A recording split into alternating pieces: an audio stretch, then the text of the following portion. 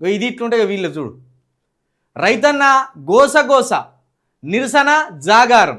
3 phase current వేలలు మార్చాలని కోరుతూ హైదరాబాద్ జిల్లా ఇచ్చోడ మండలం మూక్రా రైతులు సామూహిక నిరసన తెలిపారు. కొత్త సంవత్సరం తొలి రోజైన బుధవారం రాత్రి 8 డిగ్రీల చలిలోనూ ఆ చేళ్ల వద్దే చలిమంటలు వేసుకొని బస చేశారు. కరెంటు కష్టాలను సర్కార్ తీర్చాలని కోరారు. అప్రకటిత కరెంటు కోతలు, రోజు గంటల తరబడి పవర్ కట్టు, యాసంగి నాట్లకు ఇబ్బందులు, కస్టమర్ ఛార్జీల పేరిట కోతలు, NPDCL పరిధిలో ఇష్టారాజ్యం, రైతులకు ఇప్పటికీ తప్పని జాగారం, సర్కార్ తీరుపై రైతుల మండిపాటు.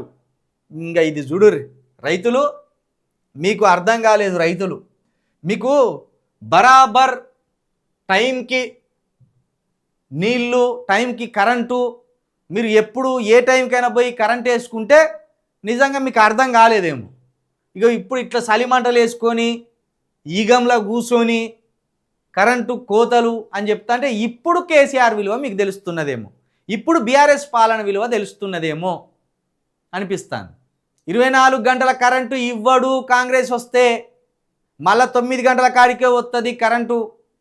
మళ్ళీ ఆ 9 గంటలు కూడా ఎప్పుడు ఎత్తడో తెలియదు, ఏ అర్ధరాత్రి ఎత్తడో తెలియదు అని కేసీఆర్ సభలలో చెప్పితే రైతులు నమ్మలేదు, మోసపోయింది.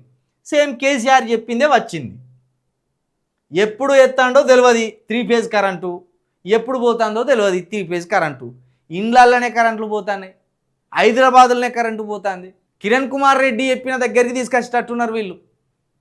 తెలంగాణ ఇస్తే దక్షిణాఫ్రికాలలో కొన్ని ప్రాంతాలలో చీకటి ఊర్లు ఉన్నాయి, ఈ తెలంగాణ కూడా చీకటి అయిపోతుంది, ఈ తెలంగాణ మీద నాకు మస్తు ప్రేమ ఉన్నది, అందుకే తెలంగాణ చీకటి కావద్దంటే తెలంగాణ రాష్ట్రం ఇవ్వద్దు అని కిరణ్ కుమార్ రెడ్డి గారు చెప్పింది.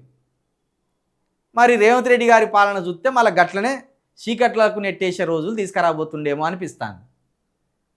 ఆఖరికైతే రైతులను నట్టేట ముంచిండు.